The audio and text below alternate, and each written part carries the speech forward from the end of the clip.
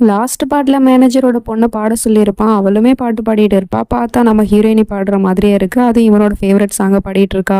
அப்படி பாடி முடிச்சதுக்கப்புறம் இவனும் பாராட்டிட்டு இருக்கான். சூப்பரா பாடுற, நல்லா பாடுற, அது மட்டும் இல்லாம இது என்னோட ஃபேவரட் சாங் தெரியுமா அப்படிங்கிற மாதிரிலாம் சிரிச்சு சிரிச்சு பேசிட்டு இருக்கான். இது வரைக்கும் எந்த ஒரு பொண்ணுகிட்டயுமே இந்த மாதிரி இவன் பேசினது கிடையாது. இந்த சிரிப்புக்கு பின்னாடி ஒரு காரணம் இருக்கு. அது என்னன்னு நம்ம அப்புறம் பார்ப்போம். அதே சமயம் இந்த பக்கம் நம்ம ஹீரோ ரிலீஸ் ஆயிட்டான். நேரா நம்ம ஹீரோயினை தேடி அவ ஒர்க் பண்ற ஷாப்க்கு தான் வந்திருக்கான். அங்க போய் ஹீரோயினை பத்தி கேட்கலாம் அப்படின்னு சொல்லிட்டு போனா அங்க இருக்கிற பொண்ணுங்க எல்லாம் சாரி எடுத்து போட்டுட்டு இருக்காளுங்க. எந்த சாரி சார் வேணும், இது பிடிச்சிருக்கா, அது பிடிச்சிருக்கா அப்படி இப்படின்னு. அதெல்லாம் ஒண்ணு வேணா போங்க அப்படின்னு சொல்லிட்டு இந்த பக்கம் திரும்பும் போது நம்ம ஹீரோயினி அப்பதான் உள்ளேயே வரா, கொடை பிடிச்சிக்கிட்டு. அவளை அப்படியே கொஞ்ச நேரம் ரசிச்சு பார்த்துட்டு இருக்கான். அவ இவனை கவனிக்கல, பட் இவன் அவளையே பார்த்துட்டு இருக்கான். அப்ப அந்த ஆண்டி கரெக்டா உள்ள வந்து, நீ இங்கே வந்துட்டியாடா, உன்னை ரிலீஸ் பண்ணது தப்பா போச்சு, நீ மறுபடியும் எதுக்காக எங்களை ஃபாலோ பண்ணிட்டே இருக்க அப்படிங்கிற மாதிரி கேட்டுட்டு இருக்காங்க. அது அப்படின்னு ஏதோ பேச வரான். ஆனா அவங்க எதுவுமே பேச விடாம துரத்தி விட்டுறாங்க. அட தேங்க்ஸ் சொல்ல வந்தா இவங்கன்னு எப்படி துரத்தி விடுறாங்க அப்படிங்கிற மாதிரி அங்க இருந்து போயிடுறான். அதே சமயம் இந்த பக்கம் இந்த வேலைக்காரி எப்படியாவது அவன்கிட்ட உண்மையை சொல்லிடணும் அப்படிங்கிற முடிவோட இருக்கா. அதனால வாயால சொன்னாதானே வாய மூடுன்னு சொல்றான். நம்ம வேணா பேப்பர்ல எழுதி அவன்கிட்ட கொடுத்துருவோம், அப்ப அதை படிச்சுதானே ஆகணும், அப்ப அவனுக்கு உண்மை தெரிஞ்சிடும் அப்படின்னு சொல்லிட்டு பேப்பர் தேடிட்டு இருக்கா. பேப்பர் கிடைச்சிருச்சு, பட் பேனா இல்ல. பேனா எங்க பார்த்தாலும் தேடிட்டே இருக்கா, எங்கேயுமே கிடைக்கல. அதுக்கப்புறம் அவனோட ரூமுக்கே தேடிட்டு இருக்கா. அட என்னது இது, இவ்வளவு பெரிய வீடா இருக்கு, ஒரு பேனா இங்க இல்லையே அப்படின்னு சொல்லிட்டு அவனோட அந்த அலிமாரை ஓபன் பண்ணி பாக்குறா. அப்படி இவளுக்கு பேனா தென்படல. நம்ம ஹீரோனோட ஜுவல்ஸ் தான் தென்படுது. அதை பார்த்ததுமே கொஞ்சம் கூட யோசிக்காம அந்த ஜுவல்ஸ் எல்லாம் எடுத்து கழுத்துலையும் காதுலையும் மாட்டிக்கிட்டு கண்ணாடியில அழகு பார்த்துட்டு இருக்கா. இதெல்லாம் இவன் இங்க கேமரா மூலமா பாத்துடுறான். ஆனா அந்த வேலைக்காரிக்கு வீடு ஃபுல்லா கேமரா வச்சிருக்க மேட்டர்லாம் தெரியாது இல்லையா. அதனால அதெல்லாம் போட்டு பார்த்துட்டு நம்ம ஹீரோயினோட போட்டோவை பார்த்து கேட்டுட்டு இருக்கா. உனக்கு என்ன குறைச்ச, இங்க இவ்வளோ ஜுவல்ஸ் இருக்கு, இவ்வளோ பெரிய வீடு இருக்கு, இது எல்லாத்தையும் விட்டுட்டு நீ எதுக்காக செத்த மாதிரி நடிக்கிற அப்படிங்கிற மாதிரி கேட்டு போடுறா. இதை கேட்டதுமே அவன் அங்கிருந்து லேப்டாப் ஆஃப் பண்ணிட்டு ஓடி வந்துடுறான் வீட்டுக்கு. அப்படியே அங்க கட் பண்ணா இங்க நம்ம ஹீரோயினி வேலையெல்லாம் முடிச்சுட்டு வீட்டுக்கு போறதுக்காக ஆட்டோ தேடிட்டு இருக்கா போல. ஆனா அங்க எவனுமே நிக்க மாட்டானுங்க. சரி ரோட் கிராஸ் பண்ணி அந்த பக்கமா போலாம் அப்படின்னு சொல்லிட்டு பார்த்தா அங்கேயும் இங்கேயும் காரு பைக்குன்னு அது இதுன்னு வந்துட்டே இருக்கு. அப்படியே இவ ரோட் கிராஸ் பண்ண முடியாம நின்றுட்டு இருக்கிறத நம்ம ஹீரோ பாத்துறான். உடனே அங்க நான் ஹெல்ப் பண்றேன் வா என் கூட அப்படின்னு சொல்லிட்டு கூட்டிட்டு போறான். உடனே இவளும் தயக்கத்தோடய அவன் கூட போயிட்டு இருக்கா. அப்படி போனவ ஒழுங்கா போகாம அந்த பக்கமா ஒரு கார் வருது, அதை பார்க்கல. டக்குன்னு பின்னாடி போறா, அங்க ஒரு கார் வருது, அதுல விழ போறா. நல்ல வேலை நம்ம ஹீரோ இந்த பக்கமா பிடிச்சி இழுத்து காப்பாத்திடுறான். அதுக்கப்புறம் அவளை சேஃபா கையை பிடிச்சி அங்க இருந்து இந்த பக்கம் கிராஸ் பண்ணி கூட்டிட்டு போயிட்டு இருக்கான். இந்த சீன் பார்க்க நல்லா இருக்கும், பட் என்ன பண்றது, இதெல்லாம் ஃபுல் வீடியோவா போட்டா காப்பிரைட் கொடுக்குறானுங்க. ஸோ அதனால இந்த மாதிரி சீன்ஸ் எல்லாம் நான் எடிட் பண்ணி என்னோட வாட்ஸ்அப் சேனல்ல போஸ்ட் பண்ணிட்டு இருக்கேன். அது மட்டும் இல்லாம இந்த டிராமா பத்தின புது அப்டேட் வந்தாலுமே நான் அதுல தான் நான் உங்ககிட்ட சொல்லுவேன், ஷேர் பண்ணுவேன். ஸோ வாட்ஸ்அப் சேனல் லிங்க் நான் பயோல கொடுத்துருக்கேன், அதை கிளிக் பண்ணி ஜாயின் பண்ணிக்கோங்க. அப்படி இப்படின்னு சொல்லி ஒரு வழியா நம்ம ஹீரோனே சேஃபா இந்த பக்கம் கொண்டு விட்டுறான். அவன்கிட்ட தேங்க்ஸ் சொல்றதுக்கு ரொம்ப தயங்கிட்டு இருக்கா. சரி இவ எதுவும் சொல்ல மாட்டா அப்படின்னு சொல்லிட்டு அவனை இங்க இருந்து போயிடுறான். அதுக்கப்புறம் திரும்பி பார்த்துட்டு தேங்க்ஸ்ன்னு சொல்றான். அதுக்குள்ள அவன் இங்க இருந்து போயிடுறான். இந்த பக்கம் வேலைக்காரியும் பெண்ணை தேடி கண்டுபிடிச்சி அவன்கிட்ட சொல்ல வேண்டிய விஷயத்தெல்லாம் ஒரு பேப்பர்ல எழுதி வச்சுட்டு இருக்கா. அப்பதான் கரெக்டா அவன் வர சத்தமும் கேக்குது. வீட்டுக்குள்ள வந்ததுமே பொண்டாட்டி போட்டோவை பார்த்து பேச ஆரம்பிச்சிட்டா. என்ன மன்னிச்சிட்டு ஜான்வி, ஒரு தப்பு நடந்துருச்சு அப்படிங்கிற மாதிரிலாம் சொல்லிட்டு இருக்கான். அப்பதான் அந்த வேலைக்காரியும் அங்க வந்துட்டீங்களா சார், டீ போடவா அப்படின்னு சொல்லிட்டு கையில அந்த பேப்பரையும் வச்சுக்கிட்டு அவன்கிட்ட சொல்றதுக்கு நின்றுட்டு இருக்கா. அதுக்குள்ள இவன் இந்த பக்கம் திரும்பி பார்த்துட்டு உயிரோட இருந்தா டீ போட்டு கொடு அப்படிங்கிற மாதிரி சொல்லிட்டு இருக்கான். உடனே அவ பயந்து போயிடுறா.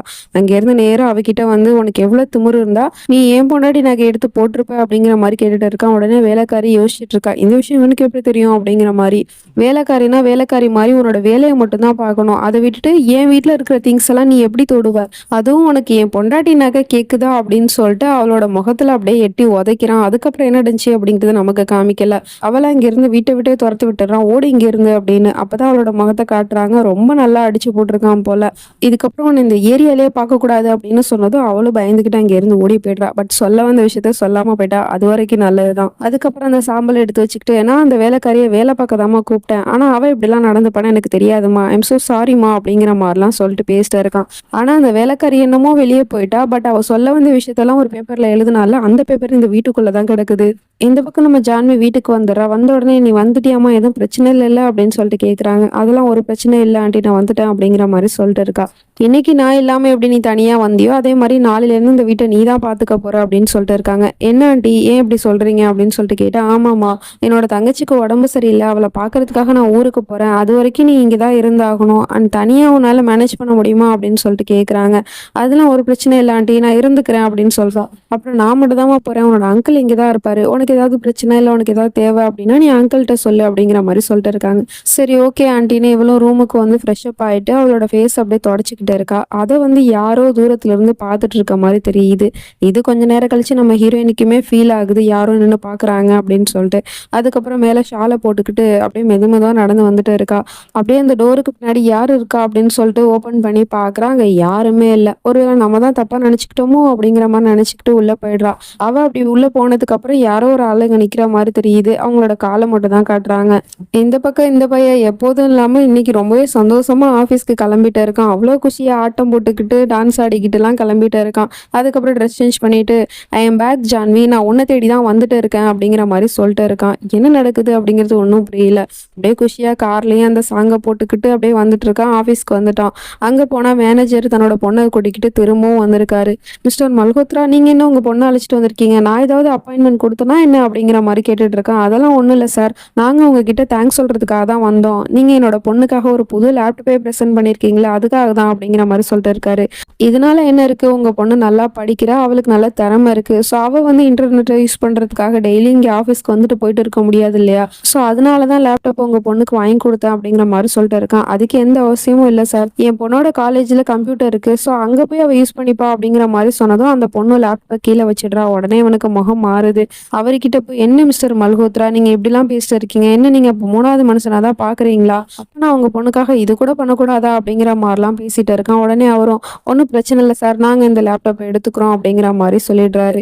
"Very good. இப்பதான் நீங்க கரெக்ட்டா என் மனச புரிஞ்சு நடந்துட்டு இருக்கீங்க. சரி வாங்க எல்லாரும் போய் சாப்பிடலாம். லஞ்ச் டைம் ஆயிடுச்சு. ஒண்ணா சாப்பிடலாம்" அப்படிங்கிற மாரிலாம் கூப்பிட்டுட்டு போயிட்டு இருக்கான். இந்த பக்கம் இந்த ஆன்ட்டியும் ஊருக்கு போறதுக்கு ரெடி ஆயிட்டாங்க போல. அப்ப அங்க அந்த கிளாஸ் உடைஞ்சிருக்கு இல்லையா? அவன் உடைச்சிட்டு வந்தான்ல நம்ம ஹீரோ. அத பார்த்துட்டு, "இன்னும் இத நீங்க சரி பண்ணலையா? என்ன இவ்ளோ அலட்சியமா இருக்கீங்க? வீட்ல 2 பொண்ணுங்க இருக்காங்கல்ல. ஏதாவது ஒரு பிரச்சனை வந்துச்சுன்னா என்ன பண்றது?" அப்படிங்கிற மாரிலாம் சொல்லிட்டு இருக்காங்க. "அதெல்லாம் ஒரு பிரச்சனையும் இல்ல ஆன்ட்டி. நான் இன்னைக்கு வந்து ஷாப்க்கு தானே போறேன். அங்க இருக்கிறவங்க யார்கிட்டயாவது கார்பெண்டர் எங்க இருக்காங்க அப்படின்னு சொல்லிட்டு கேட்டு நான் இத சரி பண்ணிடுறேன்" அப்படிங்கிற மாரி சொல்லிடுறா. "சரிம்மா பார்த்து இருந்துக்கோ" அப்படின்னு சொல்லிட்டு அந்த ஆன்ட்டியும் ஊருக்கு கிளம்பிடுறாங்க. நேரா ஷாப்க்கு வந்து அங்க இருக்கிற பொண்ணுங்கள்ட்ட எல்லாம் கேட்டு விசாரிச்சுட்டு இருக்கா. "இந்த மாரி உங்களுக்கு ஏதாவது கார்பெண்டர் தெரியுமா?" அப்படின்னு சொல்லிட்டு. "ஆமா தெரியும். அங்க ரிஸ்வான் கார்பெண்டர்ன்னு ஒரு கடை இருக்கு" அப்படின்னு சொன்னதும், அதுக்கப்புறம் நம்ம ஹீரோயினி வேலைலாம் முடிச்சுட்டு வீட்டுக்கு நடந்து போயிட்டு இருக்கா. அப்ப அங்க ஒரு ஆள் இருக்காரு. அவர்கிட்ட போய் கேட்கிறா. "ரிஸ்வான் கார்பெண்டர் கடை வந்து உங்களுக்கு தெரியுமா? அந்த கடை எங்க இருக்கு?" அப்படின்னு சொல்லிட்டு கேட்டா, "இதோ இங்க கொஞ்சம் தூரமா இருக்கு" அப்படிங்கிற மாரி சொல்லிடுறாரு. உடனே அவளும் அங்க இருந்து போயிடுறா. அதுக்கப்புறம் அங்க இருக்கிற இன்னொரு பையன் சொல்லிட்டு இருக்கான். "என்ன நீங்க அந்த பொண்ணுகிட்ட பக்கத்துல தான் இருக்கு அப்படின்னு சொல்லி அனுப்பியிருக்கீங்க. பட் அது தூரமாலாம் இருக்கு" அப்படிங்கிற மாரிலாம் சொல்லிட்டு இருக்கான். "அதெல்லாம் போகட்டும் விடுடா. அந்த பொண்ணுக்கு என்ன தெரியவா போகுது? எப்படியாவது போய் கண்டுபிடிச்சு போயிடுவா" அப்படிங்கிற மாரி சொல்லிட்டு இருக்காரு. நம்ம ஹீரோயினியும் பயந்து பயந்து அப்படியே நடந்து வந்துட்டு இருக்கா. அப்ப பார்த்தா 4, 5 ரவுடி பசங்க வந்து பைக்ல இந்த பக்கமும் அந்த பக்கமும் போயிட்டு இருக்கானுங்க. அவனுங்க முகத்தெல்லாம் பார்த்தாலே சரியில்ல. அப்படியே நம்ம ஹீரோயினியும் பயந்துகிட்டே அந்த பக்கம் வந்துட்டு இருக்கா. அப்ப நம்ம ஹீரோ அங்க தான் வந்திருப்பான் போல. அவன் மேல மோதிடுறா. அதுக்கப்புறம் சாரிங்க அப்படின்னு சொல்லிட்டு அவன் அங்க இருந்து போயிடுறா. இவனும் முழிச்சிட்டு இருக்கான். இவன் இந்த நேரத்துல இங்க என்ன பண்றா அப்படிங்கிற மாரி. அதுக்கப்புறம் கொஞ்சம் தூரம் நம்ம ஹீரோயினி பயந்துகிட்டே போயிட்டு இருக்கா. ரொம்ப தூரம் வந்துட்டா. அப்பவும் அந்த கண்ணுக்கு எட்டுன தூரம் வரைக்குமே அந்த கடைய காணோம். "என்னது இது இங்க பக்கத்துல தானே இருக்குன்னு சொன்னாங்க. எங்கேயுமே காணோமே. சரி இன்னும் கொஞ்சம் தூரம் போய் பார்ப்போம்" அப்படின்னு சொல்லிட்டு போயிட்டு இருந்தா, அப்ப அங்க அந்த 4, 5 ரவுடி பசங்க நின்னுட்டு இருந்தானுங்கல்ல, அவனுங்க வந்து நம்ம ஹீரோயின் கிட்ட வம்பு இழுத்துட்டு இருக்கானுங்க. "என்னம்மா பொண்ணு தனியா ரோட்ல நடந்து போயிட்டு இருக்க? நாங்க வேணா டிராப் பண்ணட்டுமா?" அப்படிங்கிற மாரிலாம் பேசிட்டு இருக்காங்க. அப்படி இப்படின்னு பேசுறானுங்க. பட் அவனுங்க நடவடிக்கைலாம் சரியில்ல அப்படிங்கவுமே நம்ம ஹீரோயின் அங்கிருந்து எஸ்கேப் ஆகி ஓடுறா. உடனே இவனுங்களும் பின்னாடியே துரத்திட்டு வந்துட்டு இருக்கானுங்க. ரொம்ப தூரம் ஓடி வந்துட்டு இருக்கா. அதுக்கப்புறமா ஒரு இடத்துல நின்னுட்டு இருக்கா. அங்க தான் நம்ம ஹீரோவும் படுத்திருக்கான். அவன்கிட்ட போய் ஹெல்ப் கேட்கிறா.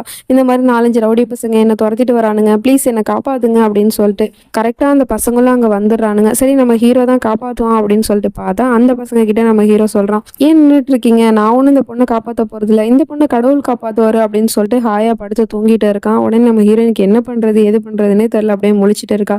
அந்த பசங்களும் வந்து ராகிங் பண்ணிட்டு இருக்காங்க. ரொம்பவே தப்பு தப்பா பேசிட்டு இருக்காங்க. நம்ம ஹீரோயினுக்கு கோவம் வருது. "என்னம்மா கண்ணு, உனக்கு கோவம்லாம் வருது போல. என்ன இப்ப என்ன அடிக்கணும்னு தோணுதா? அடி அடின்னு" சொல்லிட்டு அந்த பையன் மூஞ்ச காட்டிட்டு இருக்கான். நம்ம ஹீரோயினுக்கு வந்த கோவத்துக்கு அப்படியே அடிச்சு போட்டுறா கண்ணத்தை காட்டி.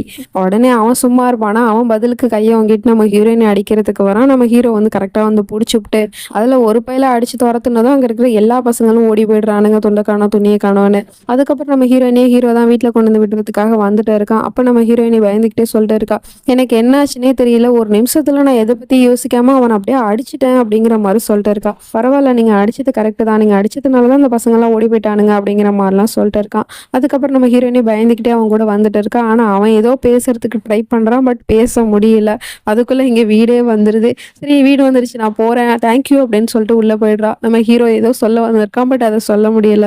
இந்த பக்கம் இந்த சைக்கோ பைய தனியா அந்த பொண்ணை டின்னருக்கு கூட்டிட்டு போற அளவுக்கு பழகிட்டான் போல. அந்த பொண்ணும் கொஞ்சம் கூட யோசிக்காம இவன் கூட வந்துட்டு இருக்கு. அப்ப சொல்றான், நீ எப்படி என்னை நம்பி நீ இவ்வளவு தூரம் என் கூட வர அப்படின்னு தெரியல, என்னை பார்த்தா யாருக்குமே பிடிக்காது தெரியுமா அப்படிங்கிற மாதிரிலாம் சொல்லிட்டு இருக்கான். ஏன் சார் அப்படி சொல்றீங்க அப்படின்னு சொல்லிட்டு கேட்டா, ஆமா எல்லாருமே சொல்லுவாங்க இந்த விராஜ் டோப்ரால் ரொம்ப சிடுமூஞ்சி, அவன் வந்து பார்த்தாலும் ஆட்டிடியூடா திமிரா தான் நடந்துப்பான் அப்படி இப்படின்னு சொல்லிட்டு.